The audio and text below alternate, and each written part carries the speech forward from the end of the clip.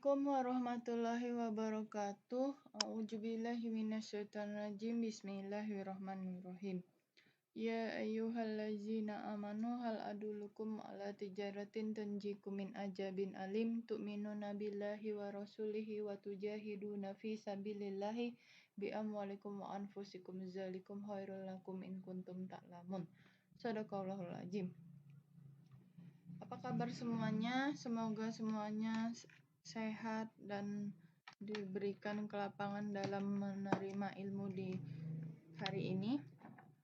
Nah, pada hari ini saya dari kelompok 4 dengan anggota saya sendiri Atika dengan NPM 1906030001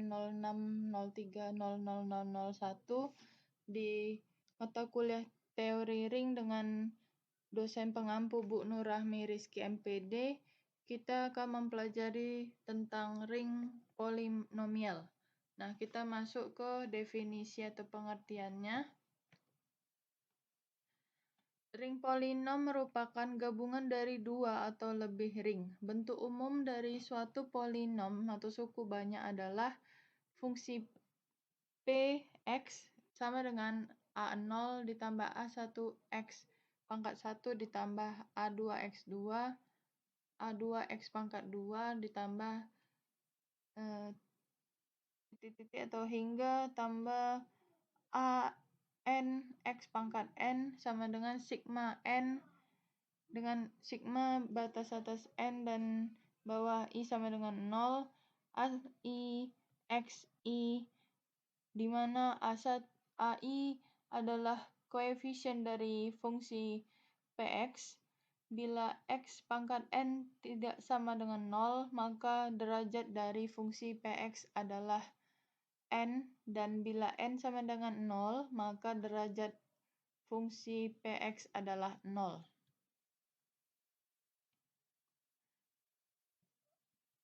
Untuk definisi daripada ring polinom itu, teoremanya yaitu misalkan R adalah suatu ring komutatif dan ring polinom X dikatakan sebagai ring polinom atas R dengan Rx sama dengan buka kurung kurawal fungsi Px, fungsi Qx, fungsi Rx. Dan tak terhingga untuk fungsi Px sama dengan sigma batas atas n dan bawah i sama dengan 0, ai, xi, dan untuk fungsi Qx sama dengan sigma n batas atas n dan i-nya itu sama dengan 0 ya. B i dikali xi dan tak terhingga, dan ai itu adalah elemen R atau elemen real ya. Elemen ring komutatif maksudnya. Maaf. Oke, untuk contoh ring polinomialnya bisa kita lihat sendiri ya. Misalkan fungsi Px dan fungsi Qx dengan fungsi Px sama dengan 2x kuadrat tambah 2 dan Qx sama dengan 2x tambah 2, maka Px tambah Qx sama dengan 2x kuadrat ditambah 2 ditambah 2x ditambah 2. Dan hasilnya kita bisa peroleh ya. Di sini 2x kuadrat, lalu 2x, lalu 4 ini diperoleh dari 2 ditambah 2. Nah, kita masuk ke submateri yang kedua yaitu algoritma pembagian dari ring polinomial. Misalkan fungsi fx dan gx adalah dua buah polinom.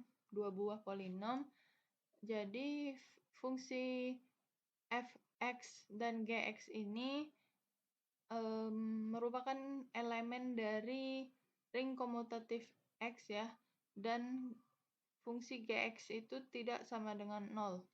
Maka terdapat polinom-polinom yang unik daripada fungsi qx, rx yang juga merupakan elemen daripada ring komutatif x ya. Sedemikian sehingga fungsi fx sama dengan fungsi qx dikali fungsi gx ditambah fungsi Rx. Dengan Rx itu sama dengan 0 atau derajat fungsi Rx itu lebih kecil daripada derajat fungsi Gx. Nah, polinom-polinom Qx dan Rx ini ditentukan secara tunggal oleh fungsi fx dan fungsi gx yang diperlukan. Selanjutnya, fungsi fx disebut polinom yang dibagi, gx-nya itu sebagai polinom pembagi, dan qx sebagai hasil bagi polinom, dan rx sebagai sisa hasil bagi polinom.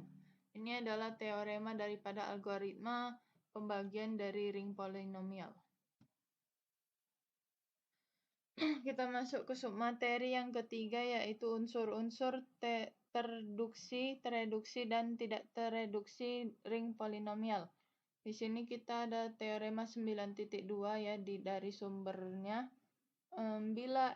Bila fungsi x itu elemen ring komutatif x dan misalkan derajat fungsi fx itu adalah 2 atau 3, maka berlaku fungsi fx tereduksi atas R ya, atas ring jika dan hanya jika f mempunyai pembuat 0 di ring.